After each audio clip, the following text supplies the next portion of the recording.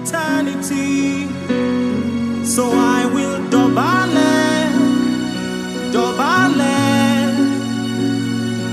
I will dobale before my King alone. I will dobale.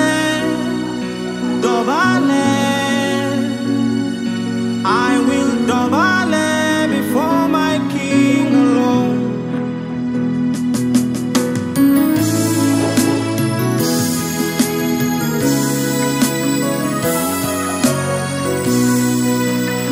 Baba, we worship today.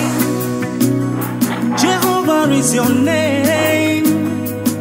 You are the God of men and God of all the angels. Baba, we worship today. Jehovah is your name. You are the God of men and God of all the angels. Alors, soyez les bienvenus dans cette émission, le point de prière. Le point de prière, c'est un moment de partage et de prière entre nous, les frères et sœurs. Et partout où vous êtes actuellement, vous suivez cette émission, ce programme de point de prière. Vous serez bénis abondamment. Alors, que ce soit le matin, à midi, le soir, la nuit, que vous nous suivez. Dieu, nous prions de suivre cette émission jusqu'à la fin parce que le Seigneur a des surprises pour vous. Le thème de cette émission, le point de prière d'aujourd'hui, c'est ce qu'il faut connaître sur le péché et crier pour le grand réveil. Alléluia. Ce qu'il faut connaître sur le péché et crier pour le grand réveil. Pourquoi nous avons choisi ce thème? Parce que vous savez, aujourd'hui nous crions péché, péché, il y a petit péché, grand péché, péché de ceci, le monde est bourré de beaucoup de choses, quoi. La vie chrétienne est même bourrée de beaucoup de choses, mais il n'y a pas de repère en réalité. Donc nous voulons, par la grâce de Dieu, sonder les Écritures à propos de ce que nous devons savoir, connaître sur ce que la Bible appelle le péché, la nature du péché. Et maintenant, comment est-ce que nous allons traiter cela? Et en criant pour le Seigneur, pour le réveil qui est sur le point de s'éclater. Il y a un grand réveil qui est sur le point de s'éclater. Et nous devons nous préparer en conséquence pour ce grand réveil que le Seigneur nous amène par sa grâce. Alléluia. Alors, tu es béni abondamment de tomber sur cette vidéo, de tomber sur cet enseignement. Et je crois personnellement que le Seigneur a un plan merveilleux, une destinée prophétique pour sa vie, pour ta vie. C'est pourquoi il a permis que tu puisses toucher cette vidéo. Alors, nous allons lire un peu les passages du jour. Il y a Romains chapitre 5, le verset 12-14. Mais nous allons sonder encore beaucoup d'écritures en plus de cela, afin de faire un point réel pour prier. Alléluia. Qu'est-ce que la Bible dit dans Romains chapitre 5, le verset 12? Voilà ce que la Bible dit. Et nous allons lire la Bible et lire la parole de Dieu. Alléluia. Je lis à partir de la version Darby. Vous pouvez lire 8 secondes, parole vivante, n'importe quelle version vous avez. Mais je lis à partir de Darby ici. La Bible dit dans le livre de Romains, chapitre 5, le verset 12. Il dit, c'est pourquoi, comme par un seul homme, le péché est entré dans le monde. Et par le péché, la mort. Et ainsi, la mort a passé à tous les hommes, en ce que tous ont péché. Jusqu'à la loi, le péché était dans le monde. Mais le péché n'est pas mis en compte quand il n'y a pas de loi. Mais la mort régna depuis Adam jusqu'à Moïse. Et même sur ceux qui ne péchaient pas selon la ressemblance de la transgression d'Adam, qui est la figure de celui qui devait venir. Alléluia. Nous avons beaucoup de choses à voir dans ce passage. Ce passage nous fait comprendre un principe très important dans la Bible. Ce passage nous fait comprendre que la mort, qui est la conséquence immédiate du péché, ce péché est introduit dans le monde. à travers une seule personne. Voilà l'origine du péché. Donc l'origine du péché, c'est que une seule personne a péché et que nous tous, nous sommes sous le jugement du péché. Alors, je transpire un peu, alors ne vous en faites pas, je vais un peu essuyer mon visage, que ça ne vous dérange pas. Que ça ne vous dérange pas. Alléluia. Une seule personne a péché et le péché est entré dans le monde entier.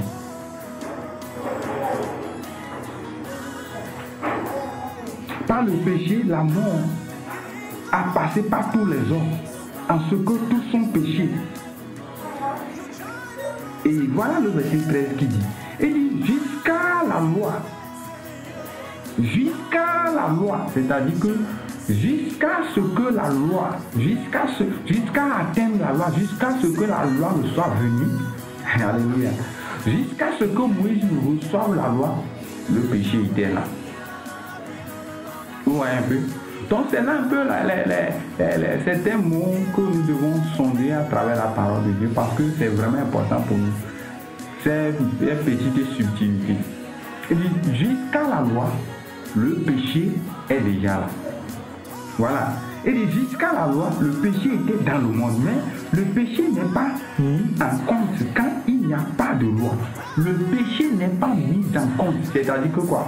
Le péché n'est pas mis en exécution. Le péché n'est pas entré en pratique vivante, opérante, qu'on peut voir de façon visible si la loi n'était pas là. Voilà. Alléluia. Mais l'amour régna depuis Adam jusqu'à Moïse. Regardez, le péché était là. Mais puisque la loi n'est pas encore introduite, les œuvres du péché ne sont pas vraiment claires, ne sont pas vraiment manifestes. Mais il y a un travail que le péché fait, c'est-à-dire qu'il occasionne la mort.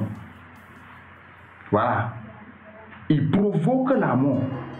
C'est pourquoi la Bible dit que jusqu'à la loi, le péché était dans le monde, mais le péché n'est pas mis en compte quand il n'y a pas de loi. Mais la loi régna, mais la mort régna depuis Adam jusqu'à Moïse. Regardez, la mort a opéré depuis Adam jusqu'à qui? Jusqu'à Moïse. Maintenant, regardez encore. Il dit, même sur ceux qui ne péchaient pas,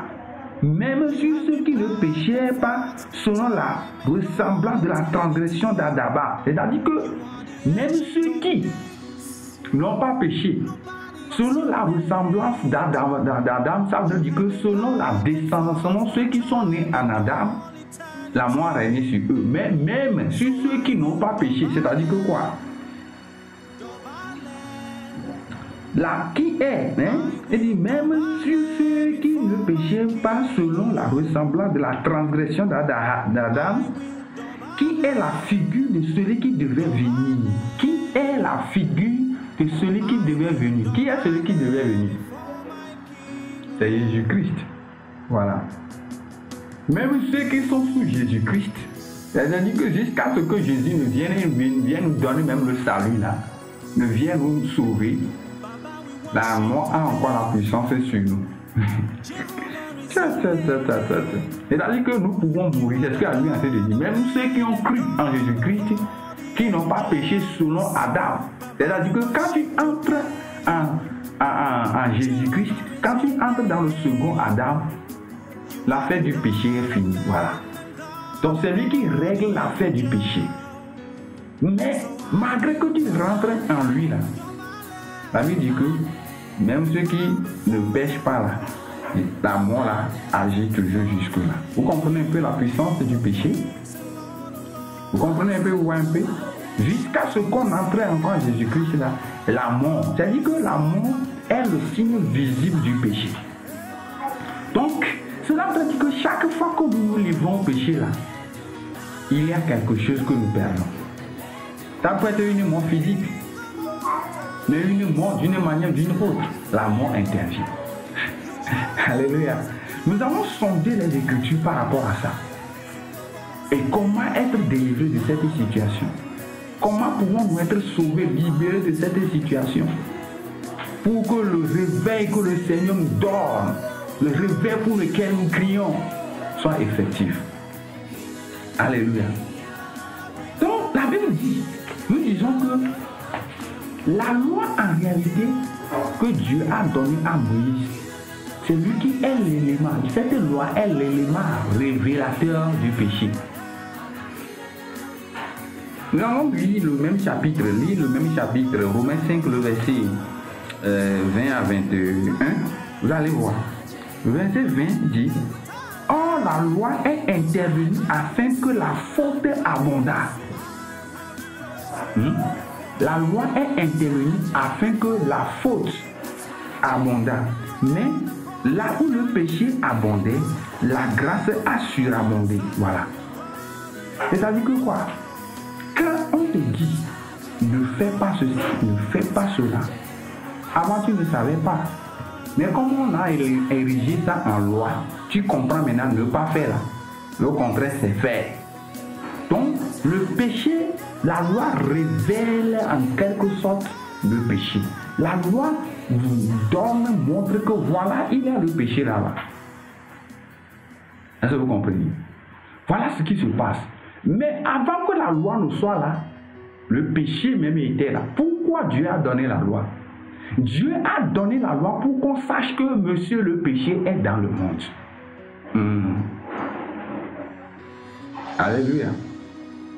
Dieu a donné la loi pour qu'on sache qu'il y a un mystère qui est caché pour détruire les hommes. Mais Dieu étant miséricordieux te dit que ne fais pas ci, ne fais pas ça. Voilà un peu la loi. La loi nous maintient, la loi nous dit ne pas aller de ce côté. Bien qu'elle révèle le péché, bien qu'elle manifeste, bien qu'elle touche du doigt le péché, son objectif ce n'est pas péché quand même, mais c'est de nous préserver du péché parce que déjà le péché est entré dans le monde. Le péché est en action. Le péché est en activité. Alléluia. Le péché est là et nous devons savoir qu'il y a un adversaire qui est en train d'opérer. Il y a un péché, il y a un monsieur qui est en train d'opérer. Mais invisible, à l'œil, au microscope, qu'on pourrait le voir. Mais malheureusement, un microscope ne peut pas voir le péché. Alléluia. Mais la Bible dit que, or la loi est intervenue afin que la faute abondât. Mais là où le péché abondait, la grâce a surabondé afin que comme le péché a régné jusqu'à la mort, vous voyez maintenant, vous voyez, la grâce a surabondé afin que comme le péché a régné par la mort, ainsi aussi la grâce régna par la justice pour la vie éternelle par Jésus-Christ notre Seigneur. Je ne vais pas commenter là-bas pour le moment. Mais c'est juste pour nous montrer que le péché est intervenu depuis longtemps dans le monde à travers Adam. Mais cette entité, cette espèce-là était là. Et Dieu a envoyé la loi à Moïse pour que la loi nous préserve de lui. Mais la loi n'a que fait encore révéler davantage plus le péché. Ne vole point, ne tue point, ne commets pas d'adultère, ne vole pas. Avant, tu ne sais pas ce qu'on appelle vol. Tu ne sais pas ce qu'on appelle adultère. Adultère, est-ce que tu connais le mot adultère quand tu étais né? Non. Quand tu as grandi, tu as commencé à aller à l'école, tu as étudié, tu as compris qu'adultère, c'est coucher avec la femme de truc. Vous comprenez, hein? Voilà, donc le péché la loi doit du doigt le péché. Or, ce n'est pas à cause de ça que la loi a été donnée, mais à cause du péché qui est dans le monde. Vous comprenez? À cause du péché qui est là, mais invisible, mais destructeur, agissant, opérant. Et Dieu ne veut pas que nous soyons surpris. Il ne veut pas. C'est pourquoi il a envoyé cette loi. Nous allons voir à peu près dans la parole de Dieu comment le péché là il agit. Ouais. Moi je ne vois, quand on parle de péché là, je ne vois pas péché comme des choses qu'on commet. Hein. Tu mens, tu voles, tu fais ceci, Et puis là, c'est le péché. Il y a les péchés et le péché.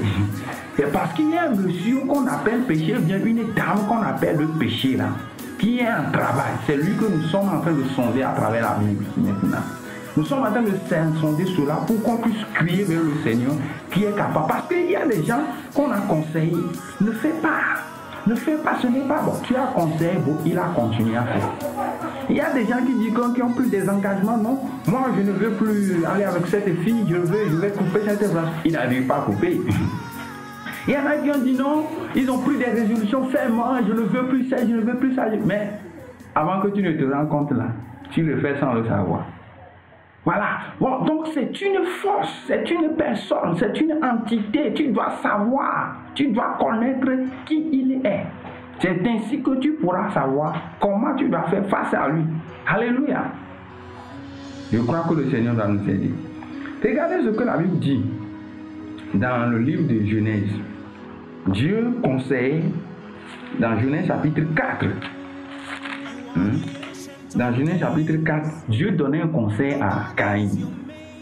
Vous savez, quand Dieu parle, il faut faire attention.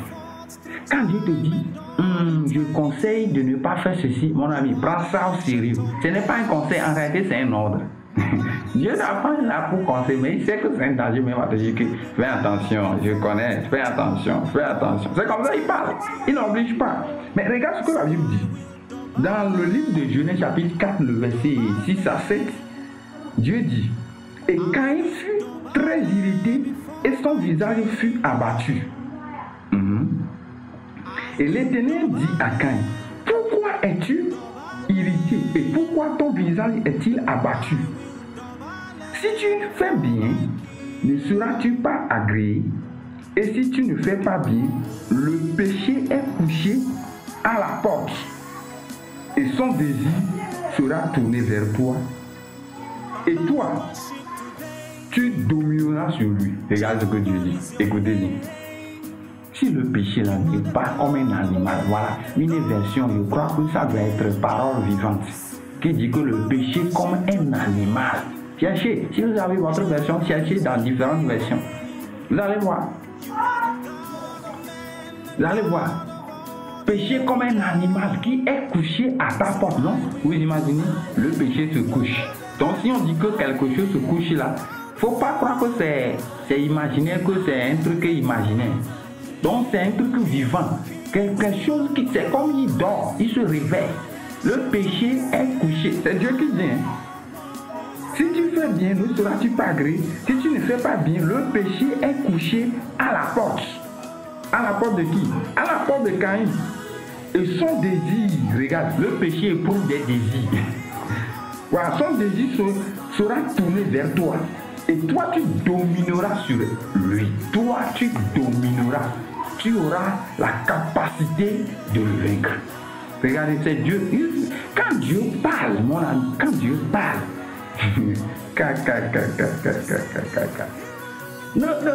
Dieu parle, ne prends pas ça à la légère. Quand Dieu parle, ne prends pas ça à la légère. Prends ça vraiment au sérieux. Parce que Dieu, là, quand lui donne conseil à un homme, c'est parce qu'il sait que c'est grave. Alléluia. Donc le péché opère en tant qu'une entité physique. C'est un combat dans lequel on est. Mais si tu n'as pas les yeux pour voir ton adversaire, tu auras de sérieux problèmes. Alléluia. Et notre adversaire ici, c'est le péché. C'est le péché. Ce n'est pas les péchés, c'est le péché. Regardez. Le péché se manifeste en tant qu'une personne. Alléluia. Le péché se manifeste en tant qu'une personne. Parce que quand vous lisez les Écritures, je me demande pourquoi chaque temps dit que non, ne soyez pas esclaves du péché, non, que le péché ne dominera pas sur vous. Mais pourquoi le gars, on parle de lui qui dominera, ne dominera pas, ne soyez plus esclaves, surtout Romains 6. Écoutez, et j'ai commencé à sonder un peu les Écritures pour voir quelle est l'origine, la nature de cette personne. Alléluia. Regardez ce que la Bible dit de la dame de péché. Je considère que c'est une dame. Parfois, c'est un monsieur, une dame. Mais regarde, elle a apporté, le péché a apporté la nature d'une dame ici. Nous allons lire le livre de Zacharie chapitre 5, le verset 5 à 8. Comme ça, vous allez voir. Zacharie chapitre 5. Zacharie chapitre 5 à partir du verset 5 à 8. Lisez. Si vous avez votre Bible, prends et lis. Parce que c'est important, mon ami. Nous sommes enveloppés de tous côtés par le péché. Et nous devons savoir quelle est la stratégie, comment le Seigneur a vaincu pour nous et comment nous devons nous tenir dans ce monde pourri. Le verset 5 dit, et l'ange qui parlait avec moi sortit et me dit, lève tes yeux et regarde. Qu'est-ce qui sort là? Et je dis, qu'est-ce? Et il dit, c'est l'Épha qui sort. Et il dit, c'est ici leur aspect dans toute la vie, toute la terre. Voici, un disque de plomb fut soulevé, et il y avait là une femme assise au milieu de l'Épha. Écoutez, le verset 7. Et voici, un disque de plomb fut soulevé, et il y avait là une femme assise au milieu de l'Épha, et il dit, c'est la méchanceté. Ah, il y a 8 secondes là. 8 secondes dit, c'est l'iniquité. Lisez la version 8 secondes. Il y a la version 8 secondes, il dit, la version 8 secondes, c'est lui qui rend vraiment ce passage encore plus clair. Et comme ça, tu sauras clairement ce que le Seigneur est en train de dire à travers son serviteur. Il dit, voici une masse de plomb s'éleva et il y avait une femme assise au milieu de l'Épha. Et il dit, c'est l'iniquité. Regardez, il y a péché, iniquité, transgression. C'est la même chose. Péché, pas au pluriel, le péché, la transgression et l'iniquité. Il y a aussi les iniquités, mais là, on parle de l'iniquité. Regarde, il dit, c'est dit que c'est pour dire, son nom c'est l'iniquité. Et il la repoussa dans l'Épha et il jeta sur l'ouverture la masse de plomb. Regarde, on dit, c'est une femme assise là-bas. Dans Zacharie, dans Genèse 4, avec l'affaire de Caïn, la Bible dit comme c'est un animal. C'est la parole du vivant ou bien parole de Dieu qui dit c'est un animal. Voilà. Donc, nous travaillons avec une entité physique qui produit des résultats, qui nous force, qui nous pousse. Si tu ne sais pas, mon frère, si tu ne sais pas, ma soeur, tu seras là-bas prendre des résolutions sur résolutions, ça ne va jamais aboutir. Parce que vraiment, c'est un monsieur dangereux, bien c'est une dame dangereuse. Maintenant, ce péché-là, il opère en mystère. Ouais, non, la Bible dit ici, dans Zacharie, la Bible nous fait comprendre que la dame qui est assise là-bas là, est responsable de tout le mal, de tout le péché de la ville. Et on dit son nom là, c'est l'iniquité. Tu as vu, non? Tu as écouté, tu as vu, c'est l'iniquité. Maintenant, écoute ce que la Bible dit. Nous allons lire 2 Thessaloniciens 5, verset à 10. 2 Thessaloniciens. Le péché opère comme il opère. Le péché opère comme en mystère. Vous comprenez? Ça opère en mystère. Qu'est-ce que la Bible dit dans le verset 5 de 2 Thessaloniciens 5, 2 Thessaloniciens 2, verset 5, 2 Thessaloniciens 2, le verset 5, voilà. Le verset 5 dit, ne vous souvenez-vous pas, c'est Paul qui parle, ne vous souvenez-vous pas que quand j'étais encore auprès de vous, je vous disais ces choses et maintenant vous savez ce qui vous retient ce qui retient pour qu'il soit révélé en son propre temps. Ouais, le verset 6 là, notez bien. Et maintenant, vous savez ce qui retient pour qu'il soit révélé en son propre temps. Car le mystère d'iniquité opère déjà. Le mystère d'iniquité, le mystère. Voilà. C'est-à-dire que la personne mystérieuse du péché opère déjà. Oh my God. Ça veut dire, car le mystère d'iniquité opère déjà, seulement celui qui retient maintenant le fera, celui qui retient, c'est-à-dire que celui qui l'empêche maintenant, le fera jusqu'à ce qu'il soit l'un. Et alors sera révélé l'inique que le Seigneur Jésus consumera par le souffle de sa bouche et qu'il anéantira par l'apparition de sa venue. Écoutez, c'est Jésus seulement qui a la capacité, la puissance d'anéantir ce péché-là jusqu'à la fin. Et je prie que le Seigneur ouvre ton entendement. Je crois que c'est vrai qu'il y a beaucoup d'enfants à côté ici qui font de bruit, mais ça n'empêche pas de faire la vidéo. Je crois que c'est vraiment important ce sujet, mon ami. Ne sois pas distrait. C'est vraiment important. Car le mystère d'iniquité opère déjà. Seulement celui qui le retient, c'est-à-dire que celui qui retient maintenant, le fera jusqu'à ce qu'il soit l'un.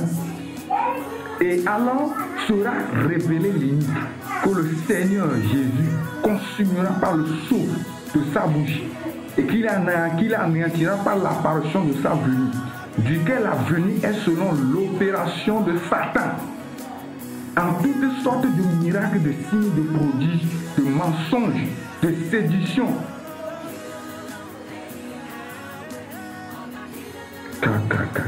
d'injustice pour ceux qui périssent, parce qu'ils n'ont pas reçu l'amour de la vérité pour être sauvés.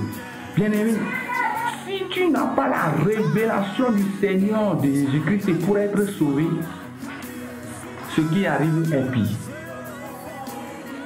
Ce qui arrive est sérieux. Parce que personne ne pourra retenir cette entité.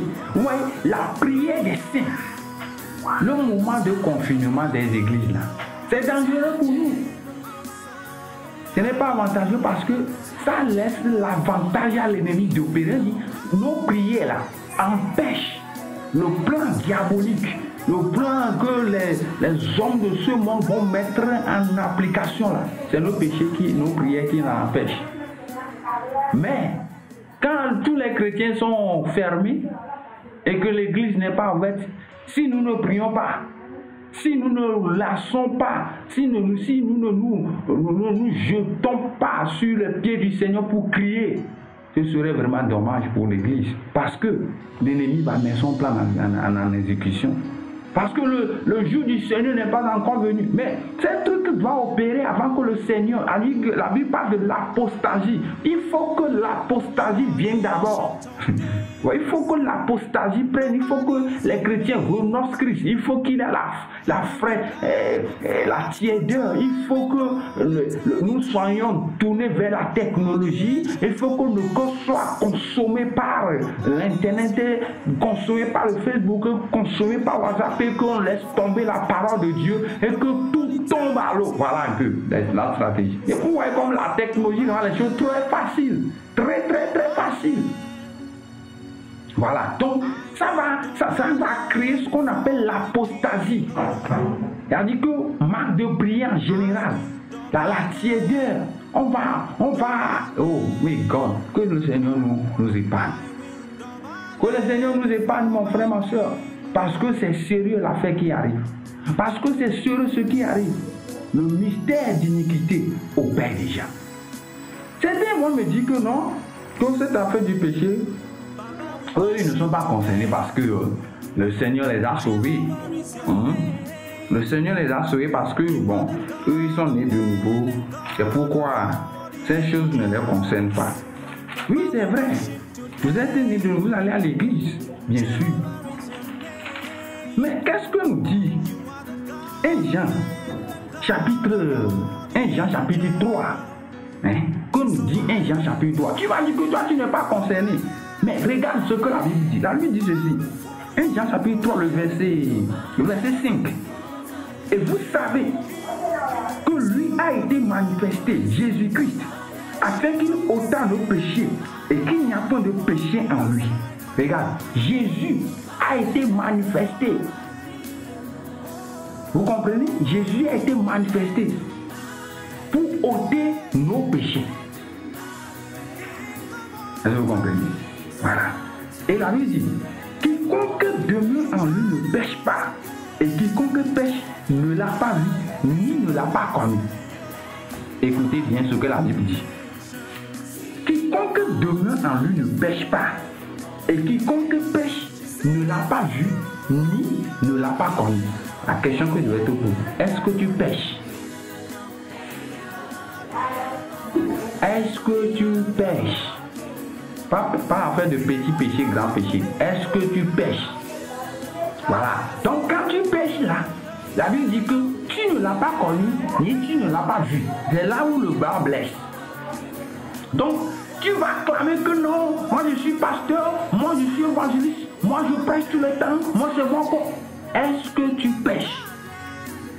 Voilà, elle dit que, et vous savez que lui a été manifesté afin qu'il ôtât nos péchés et qu'il n'y a point de péché en lui. C'est-à-dire que dans le Christ Jésus, dans la nouvelle personne, dans l'homme de la nouvelle création, il n'y a pas de péché. C'est ce que la Bible nous fait comprendre. Il n'y a pas de péché. Maintenant, si en lui il n'y a pas de péché, pourquoi moi je pêche? Pourquoi toi tu pêches? Voilà ce qu'il faut se poser comme question. Est-ce que tu pêches? Est-ce que tu t'énerves? Est-ce que tu es envieux? Est-ce que tu es colérique? Pourquoi tu ne laisses pas tomber cette soeur? Pourquoi tu ne laisses pas tomber cette femme? Bien que tu as déjà une femme. Pourquoi tu ne laisses pas tomber les filles là? Pourquoi? Voilà. Donc, tu ne peux pas prétendre autre chose. Pour toi, ce n'est pas fait de filles, mais tu as tout détourné l'argent de l'église. Mon frère, c'est sérieux. Nous sommes dedans, nous devons voir. Voilà, nous devons prier, crier vers le Seigneur de nous aider. Nous devons crier. Voilà. Parce qu'il a une dimension de vie supérieure qu'il est accordée, qu'il est là. Vous voyez, avait dit, quiconque demeure en lui ne pêche pas. Quiconque demeure, quiconque est dans le Christ ne pêche pas. Et quiconque pêche ne l'a pas vu, ni ne l'a pas connu. Et le verset 7 dit, enfants, que personne ne vous séduise. Oh, l'autre verset dit, que personne ne vous égare. Celui qui pratique la justice est juste comme lui, il est juste. C'est-à-dire que personne ne vous raconte des histoires. Que personne ne vous dit que non, puisque tu es membre de notre église là, non, tu es sauvé. Non. Puisque tu viens, tu donnes régulièrement la dîme et autres là, tu es sauvé. Non. Que personne ne vous séduise, c'est-à-dire que on a posé le fondement clair. Celui qui pêche, on sait qui il est. Celui qui pratique aussi la justice, là, on sait déjà qui il est. Donc, il n'y a pas de commentaire. C'est pourquoi Paul a dit que personne ne vous séduise. Donc, ouais, on peut être séduit, on peut avoir des histoires d'encouragement ou des mots ou trouver des arguments. On est nombreux, on est ensemble, on pêche ensemble, on vole ensemble. Donc, tout le monde vole ensemble. Il y en a quand ils font du mal, là, ils vont chercher des compagnies pour les soutenir en bien, en mal. Et mon ami, c'est sûr que nous devons crier pour le réveil. Nous devons prier que le Seigneur envoie le réveil. Ouais, quand la Bible dit quoi? Celui qui pratique la justice est juste, comme lui, il est injuste. Et celui qui pratique le péché est du diable. Regardez, celui qui pratique le péché. Lis, c'est 1 Jean 3, verset 5 à 8 là. Lis, jusqu'à 10, lis. Lis toi-même, tu vas voir ce qui est écrit là-bas. Celui qui pratique le péché est du diable. Dès le commencement, le diable pêche. C'est-à-dire que quoi? Si quelqu'un au milieu de vous, dans votre église, et que lui là, il ne fait que courir derrière se dire, non, je ne sais pas. Mon frère, la Bible dit qu'il est du diable. Toi, tu dis qu'il est de qui? La Bible dit qu'il est du diable. Donc, quand tu marches marche, il fait ça, tu vois, il fait ça. Tu sautes là-bas. Parce que les temps sont durs. Il ne faut pas continuer sur ce chemin de dire que non, c'est mon daddy, c'est mon daddy. Et quand on a les pasteurs font de n'importe quelle bêtise, ils courent avec cette fille, un soir avec cette aussi, un soir ils disent que non, c'est daddy, comment on va faire? Vous allez aller en affaire avec un daddy? Mais moi je ne veux pas aller en affaire avec un daddy, hein. Moi je ne veux pas. Si toi tu veux là, moi je ne veux pas. Donc il faut être clair là. Il faut connaître, il faut lire la Bible. Qu'est-ce que la Bible dit? Que celui qui pratique le péché est du diable. La Bible dit, pour ceci, que le Fils de Dieu a été manifesté afin qu'il détruisît les œuvres du diable. Jésus est venu pour détruire les œuvres du diable. Maintenant, quand Jésus est venu pour détruire les œuvres, pourquoi toi tu entretiens les œuvres que Jésus détruit? Voilà la question. Pourquoi moi je dois entretenir? Je dois mettre je ne sais pas, de la fumier, engraisser. Voilà, chercher de l'engrais, engrais vert. Pour pouvoir mettre ce que Jésus, mettre sous ce que Jésus est en train de détruire. Il est venu détruire le péché. Pourquoi moi je vais continuer à entretenir? Pourquoi toi tu vas continuer à entretenir le péché? Voilà la question. Regarde ce que la Bible dit au verset 9. Quiconque est né de Dieu ne pratique pas le péché, car la semence de Dieu demeure en lui. Et il ne peut pas pécher parce qu'il est né de Dieu. Il dit, la semence de Dieu est en lui. C'est-à-dire qu'il y a une semence de seeds. Il y a une semence au fond de lui. Qui lui dit non, ce n'est pas possible. C'est qui dit que non, lui n'est pas fait. Lui n'est pas fait.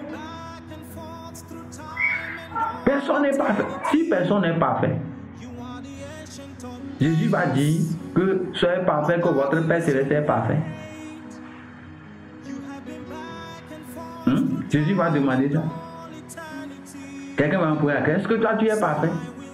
C'est la question que les gens savent poser. Donc toi qui diras, est-ce que toi tu es parfait? Voilà. Vous ne lisez pas la Bible. Il faut lire la Bible pour savoir ce que c'est que la perfection. Ce que la Bible appelle perfection, il faut lire pour savoir. Comment répondre le bien au mal par le bien? Comment supporter? Vous allez savoir. Tu n'es pas de ce monde. Vous n'êtes pas de ce monde. Il dit que personne n'est dans ce monde. Est-ce que tu es de ce monde? Voilà. Si tu n'es pas de ce monde-là, agis comme ceux qui ne sont pas de ce monde. Et laisse ceux qui sont dans ce monde raisonner. Regarde ce que la Bible dit. Il y a une semence. As-tu crié pour cette semence? As-tu invité le Seigneur pour que cette semence soit semée en toi? Alléluia. Regarde ce que la Bible dit. Et pour finir avec ce chapitre et prier, regarde ce que la Bible dit dans Matthieu chapitre 1.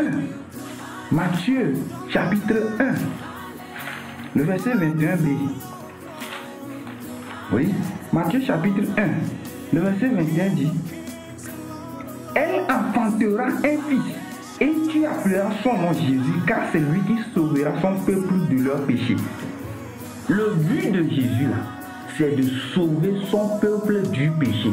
Regardez, je vais vous dire quelque chose. Se marier là, se marier là, n'est pas synonyme d'éviter le péché. Non.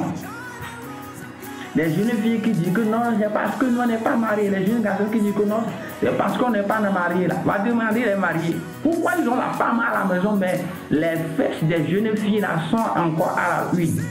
Pourquoi on regarde je ne sais pas. Vous connaissez le reste. Pourquoi?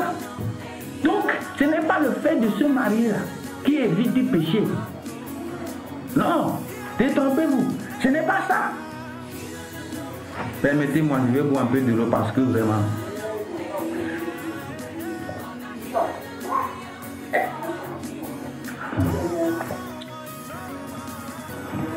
Donc, ce n'est pas afin du mariage là qui règle le péché. Non. Non. C'est pas afin du mariage. Regarde, c'est Jésus qui règle l'affaire du péché. C'est pourquoi on peut crier vers lui dans n'importe quelle situation. On peut crier vers Jésus. Et lui, il est prêt pour nous délivrer. Ce n'est pas une fille qui nous délivre. Ce n'est pas une femme qui nous délivre. Ce n'est pas des visas là. Écoutez, des gens même qui disent que non, à cause de moi, je te fais vœu, que c'est toi seul que je vais aimer durant toute ma vie, tout ça. Les mêmes femmes qu'on a fait vœu comme ça, quand ils ont eu le mari a gagné visa pour aller aux États, je ne sais pas trop. C'est les mêmes femmes qui ont dit que tu peux trouver blanche. Comme ça, tu nous envoies visa. Au moins, si je vais voyager. Vous voyez maintenant. L'homme est parti là-bas, il n'y a pas de visa. Et la femme a dit que non, c'est pas un souci, il faut trouver une blanche là-bas, va te faire passeport, tout ça là, une nationalité là, comme ça, nous aussi là, je vais profiter. Si c'est profit là, elle est prête pour donner son accord. Donc, c'est pas ça qui nous délivre du péché. C'est Jésus. Écoutez ce que la Bible dit.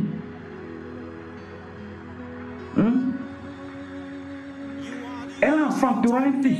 Et tu appelleras son nom Jésus, car c'est lui qui sauvera son peuple de leur péché. Donc c'est Jésus qui sauve du péché. Donc le péché là, c'est une entité qui produit des péchés. Donc quand vous voyez quelqu'un mentir, quelqu'un voler, quelqu'un escroquer, ruser, manipuler les gens, il ne faut pas mettre des stratégies, faut pas mettre des critères par lesquels il ne va plus voler, des critères par lesquels c'est dans lui, c'est dans son cœur, c'est la personne là qui est là. Lorsque cette personne n'est pas détruite là, vous faites autre chose, vous cherchez des démons là. Ce n'est pas ce démon là qu'il faut chercher. Le Seigneur, invitez le Seigneur de briser sa nature, de briser son corps, de détruire, voilà. C'est ce que la Bible nous donne comme solution pour prier. C'est ce que Jésus dit.